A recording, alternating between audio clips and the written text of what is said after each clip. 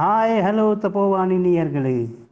இது Tapovan senior citizen residential complex கோயம்புத்தூர்லேருந்து ஒலிபரப்பாகும் radio channel, the first of its kind in the world.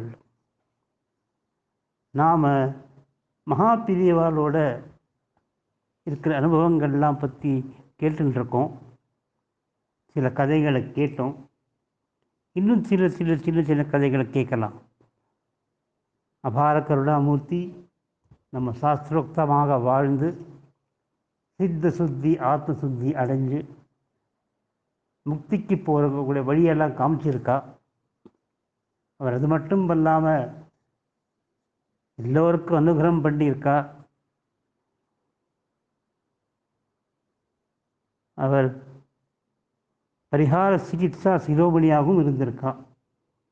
இந்த மாதிரி ஒரு சின்ன கதை, அதை கேட்கலாம். தீராத வயிற்று வலியால் அவஸ்தைப்படுவதாக வருத்தத்தோடு சொன்னார் ஒரு பக்தர். பெரியவாளை பார்க்க வந்திருந்தார், தரிசனம் பண்ண வந்திருந்தார் ஒரு பக்தர். அவர் தீராத வயிற்று வலியால் அவஸ்தைப்படுவதாக வருத்தத்தோடு சொன்னார். தினமும் வைஷ்ணவ தேவம் செய்து அந்த அன்னத்தை ஒரு அதிதிக்கு போட்டுவிட்டு அப்புறம் அவர் உணவு கொள்ளும்படி உத்தரவு செய்தார் மகா பெரியவா. பக்தரும் அவ்வாறே செய்ததில் நிவாரணம் கிடைத்தது. மேலும் சொன்னார் பெரியவா, முடிந்தால் ஒரு தடவை ஏதாவது ஒரு க்ஷேத்திரத்தில் 100 அல்லது 1000 பேருக்கு அன்னதானம் செய். இப்படி பெரியவா சொன்னார். பக்தர் என்ன பண்ணார்?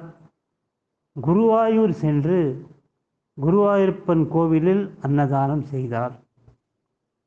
நோய் நாடி நோய் முதல் நாடி என்பார் வள்ளுவர். நோய் முதல் பாவம், அதை நாடி முற்றிலுமாக ஒழித்து கட்ட பரிகார சிகிச்சா சிரோமணி பெரியவர். எப்படி இந்த கதை? இன்னொரு குட்டி கதையும் கேட்கலாம். சந்திரமௌலீஸ்வரருக்கு போடக்கூடிய பூவை நூலில் தொடுத்திருந்தா போட மாட்டா. அது அலங்காரத்துக்கு யூஸ் பண்ண மாட்டா. வாழை நாரில் தொடுத்திருந்தால் தான் யூஸ் பண்ணுவா. இந்த மாதிரி ஒரு சுச்சுவேஷனில் என்ன ஆச்சுன்னு பார்ப்போம். ஒரு சின்ன கதை. சென்னையிலிருந்து வந்த ஒரு அன்பர் ஒரு குன்று அளவுக்கு புஷ்பங்கள் கொண்டு வந்தார்.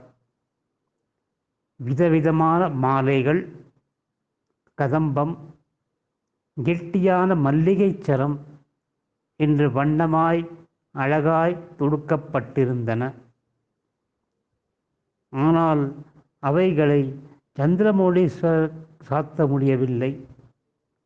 வாழை நாரில் இல்லாமல் நூலால் தொடுக்கப்பட்டிருந்தன. நூலால் தொடுத்த மலர்களை சந்திரமௌலீஸ்வரருக்கு அலங்காரம் செய்யும் வழக்கம் இல்லை. அன்பருடைய துயரத்தை அளவிட்டு சொல்ல முடியாது. எவ்வளவு ஆசையாக வாங்கி வந்தார். ஒரு சான் மல்லிகை சரம் கூட சந்திரமௌலீஸ்வரருக்கு போடப்படவில்லையே என்று கவலைப்பட்டார். பூஜை முடிந்து பெரியவா வெளியே வந்தார்கள்.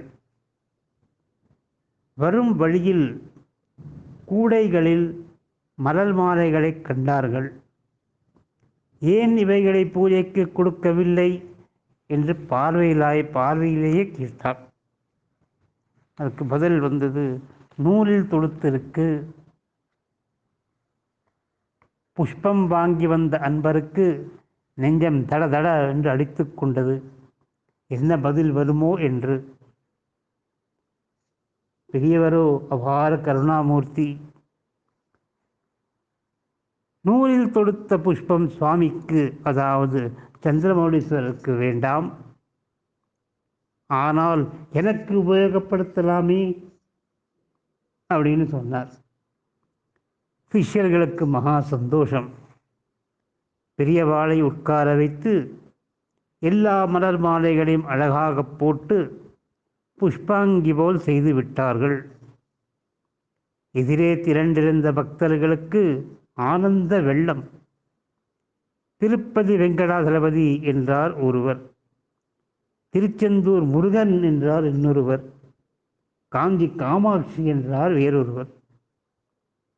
ஒரு வேதாந்தி ஜெகன் மித்யா என்று யாராவது சொல்லிக் கொண்டிருக்கட்டும், இந்த க்ஷணம் சத்தியம், பிரம்மம் சத்தியம், சகுண பிரம்மம் பரமசத்தியம், சகுணம் சத்குணம். பெரியவா சகுண பிரம்மம் பிரம்மானந்தம் என்றார். இது மிகவும் சத்தியமான வார்த்தை.